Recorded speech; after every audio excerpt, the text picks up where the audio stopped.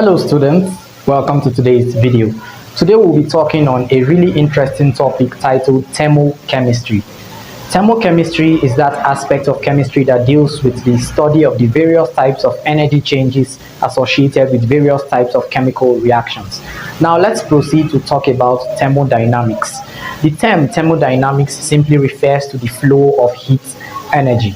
Before we delve into deeper aspects of thermochemistry, let me first put it out there that thermochemistry can be used interchangeably with the word energetics. So thermochemistry and energetics simply refer to the same thing, that aspect of chemistry that deals with the various types of chemical energy changes associated with different types of chemical reactions. Now let's talk about thermodynamic terms. Thermodynamic term number one is surroundings. The surrounding is that aspect of matter which is not under study but can exchange materials with the system. Now let's talk about system itself. A system refers to that aspect of matter which is under study. Next is isolated system. An isolated system is a type of system that exchanges neither heat nor matter with its environment. An example of an isolated system involves heating a sample in a vacuum flask or a lagged container. Now let's talk about open systems. An open system is a type of system that exchanges both heat energy and matter with its surroundings. Examples of an open system involve an open test tube where a chemist might be heating a sample of water, etc. Now let's talk about finally the closed system. A closed system is a type of system that exchanges only heat but not matter with its surroundings. Now, when we talk about closed systems, we refer to reactions involving the collection of gases over water. Now, let's proceed to talk about heat content or enthalpy. It is important for us to establish that every known chemical substance has their unique heat content or enthalpy. But this heat content or enthalpy cannot be experimentally determined in the laboratory. Heat content is designated by the letter H. But you see, it is the heat change or enthalpy change of any chemical substance can be sorted out experimentally in the laboratory or calculated using a mathematical formula. So what is enthalpy change or heat change? Enthalpy change simply denotes the difference in the heat content of the product from the heat content of the reactant. Now this relationship can be expressed by the following formula. Follow me. So heat content can be designated by the letter H, but our enthalpy change or heat change can be designated by the letter delta H. So the formula for calculating the enthalpy change is delta H is equal to the summation of the heat content of the product minus the summation of the heat content of the reactant. So let's make some progress by talking about the two energy changes associated with chemical reactions, which are exothermic changes and endothermic changes. So what are exothermic changes? Exothermic changes are simply changes involving the liberation or giving out of heat by the reactants to the surrounding. And these types of changes are associated with a rise in the temperature of the system. Some examples of exothermic changes include displacement reactions, the dissolution of sulfur 6 oxide in water, neutralization reactions, etc. Now let's proceed to talk about endothermic changes. Endothermic changes are types of changes involving the absorption of heat energy by the reactants from the surroundings and also characterized by the fall in temperature of the system. An example or some examples rather of endothermic changes include the dissolution of crystals of ammonium chloride, potassium nitrate, sodium ethanoate in water. Now let's proceed to talk about the signs of enthalpy changes. As regards signs of enthalpy changes, two signs are associated with the two types of energy changes which we just discussed in our previous talk, endothermic and exothermic changes respectively. These signs are the plus sign and the negative sign respectively. The two of these signs are a function of the first law of thermodynamics, which states that energy cannot be created or destroyed, but can be transformed from one form to another. Now, do you remember this relation we talked about? Delta H, enthalpy change, is equal to the summation of the heat content of the product minus the summation of the heat content of the reactant.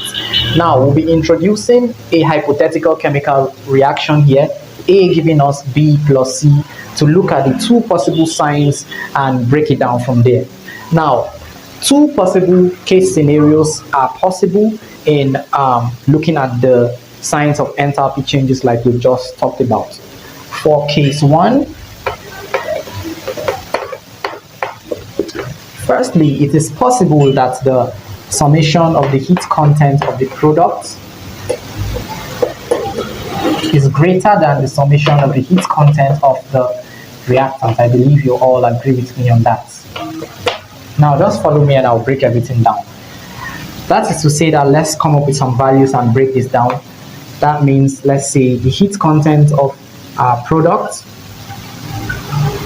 has a value of 70 kilojoules per mole, and the heat content of our reactant has a value of, say, 20 kilojoules per mole. Now, substituting these values into this relation here, we'll have delta H is equal to the summation of the heat content of the product. Heat content of product here is 70 kilojoules per mole, so we'll just write that out clearly. 70 minus the summation of the heat content of our reactant is straightforward here, 20.0 kilojoule, and taking the difference between both will arrive at a value of plus 50 kilojoule. Now, what this positive sign means here is that this is an endothermic reaction.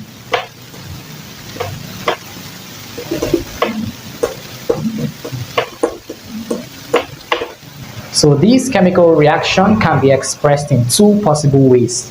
Way number one is, so we have A plus 50.0 kilojoules giving us B plus C. Now what this means is that the reactant A absorbed 50.0 kilojoules of heat in order to decompose and give us B plus C. The second way in which this chemical reaction can be expressed thermochemically goes thus.